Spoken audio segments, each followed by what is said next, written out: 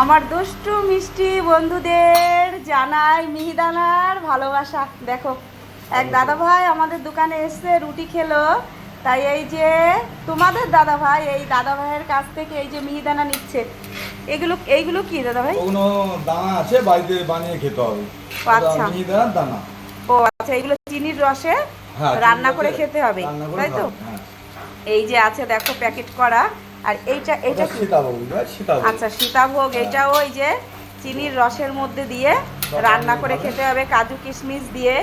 আমরা কিন্তু এগুলো নিচ্ছি না। এই যে মিহিদানা দেখতে পাচ্ছ, এই যে বর্ধমানের মিহিদানা। এই যে দাদা আজকে প্রথমেই এসেছে, তবে আমার হোটেলে রুটি খেয়ে যাচ্ছে। আর এই যে দাদার কাছ থেকে আমিও কিন্তু এই যে অল্প একটু মিহিদানা কতটুকু নিয়েছে? 200 গ্রাম। 200 গ্রাম কত? এই যে 200 গ্রাম মিহিদানা 50 টাকা দিয়ে নিলাম। কিন্তু এই মিহিদানাটা তোমাদের সকলের জন্য, বুঝেছো বন্ধুরা? শুধু কিন্তু আমাদের জন্য না, তোমাদের সকলের জন্য। চলে এসেছি মিহিদানা দিয়ে রুটি খাবো। এই যে দেখো তোমাদের দাদা ভাই এই যে 50 টাকা দিয়ে কিনেছে, 200 আছে। তাই একটু খেয়ে দেখি যে মিহিদানার টেস্ট কেমন। রুটির সঙ্গে খাবো।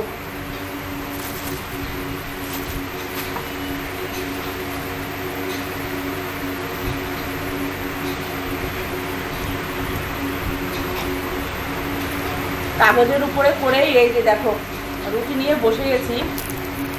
দোকানের মধ্যে তাড়াহুড়ার মধ্যে এখন আর সেইভাবে গুছিয়ে খাওয়ার সময় নেই।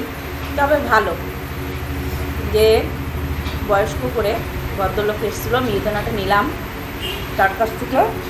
বললো বৌমা ভালো, খেয়ে দেখো ভালো লাগবে, সত্যিই ভালো।